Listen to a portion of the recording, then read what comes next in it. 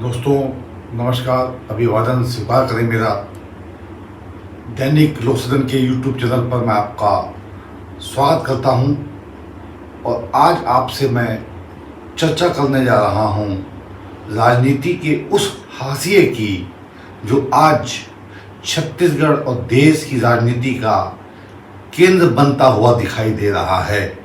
जी हाँ, राजनीति का यह एक अद्भुत सत्य है कि अजीत प्रमोद कुमार जोगी के सुपुत्र अमित जोगी, जो लगभग 4 वर्षों तक एक तरह से यह कहा जाए कि आप अपनी इस महत्वपूर्ण पार्टी को अपने कांधे पर लेकर के चल रहे थे और एक तरह से परिदृश्य से बाहर थे, अचानक भारतीय जनता पार्टी केंद्र सरकार के Z+ सुरक्षा के साथ अब एक बार फिर छत्तीसगढ़ की राजनीति में केंद्र में आ गए हैं और उन्होंने यह हुंकार भर दी है कि हम तो 90 विधानसभा सीटों पर चुनाव लड़ेंगे और उन्होंने कुछ प्रत्याशी भी मैदान में उतार दिए हैं।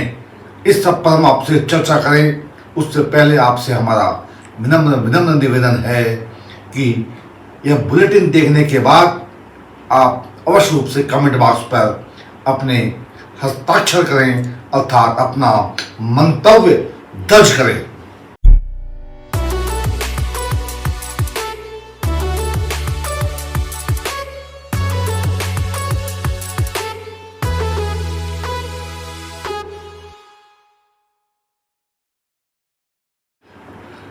छत्तीसगढ़ की राजनीति में यह कहें हम कि चुनावों की रणभेरी जब बज गई है तो अजीत प्रमोद कुमार जोगी की जनता कांग्रेस, जिसे आज अमित जोगी आज अध्यक्ष के रूप में पार्टी को आगे ले जाने के लिए लगातार प्रयत्नशील हैं।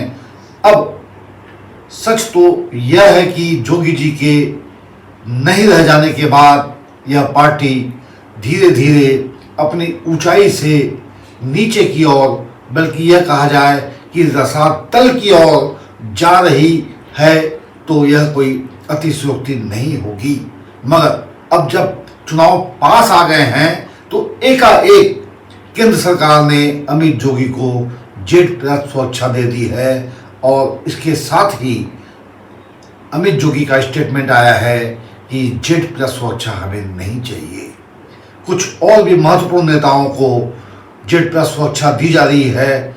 इसका सीधा सा अर्थ यह है कि केंद्र सरकार भारतीय जनता पार्टी यह चाहती है कि जिस तरह 18 के विधानसभा चुनाव में अजीत जोगी ने चुनाव को त्रिकोणीय बना दिया था, अब की बार भी यह चुनाव त्रिकोणीय हो जाना चाहिए।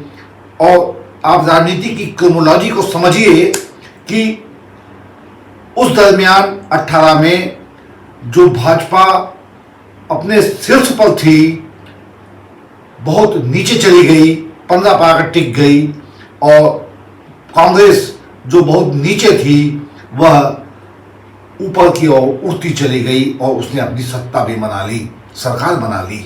अब अगर भाजपा फिर वही परिदृश्य चाहती है तो इसका अर्थ क्या होगा कि क्या भाजपा स्वयं अपने पैरों पर कुल्हाड़ी मार रही है? क्या भाजपा यह चाहती है कि अब की बार फिर कांग्रेस सत्ता में आ जाए? इसीलिए अजीत जोगी की पार्टी को वह सहारा दे रही है। लेकिन राजनीति में जो दिखाई देता है वैसा होता नहीं है।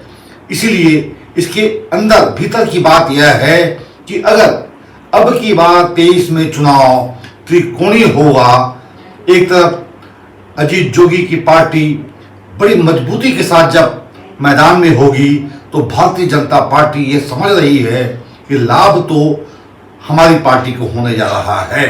और यही कारण है कि बहुजन समाज पार्टी और गोंडवाना, ये दोनों ही पार्टियां भी बड़ी मजबूती के साथ इस चुनाव मैदान में हैं। अब कुल मिलाकर जो परिदृश्य बनता हुआ दिखाई दे रहा है उसमें हम यह आज की तारीख में ऐलान कर सकते हैं कि भाजपा मजबूत स्थिति की ओर लगातार बढ़ती चली जा रही है और कांग्रेस जो ऊंचाई पर थी वह धीरे धीरे सिमटती चली जा रही है। अब जो परिणाम आएंगे हो सकता है वो चौंकाने वाले हों और छत्तीसगढ़ में एक त्रिशंकु सरकार बन जाए। अभी बात स्वीकार करें।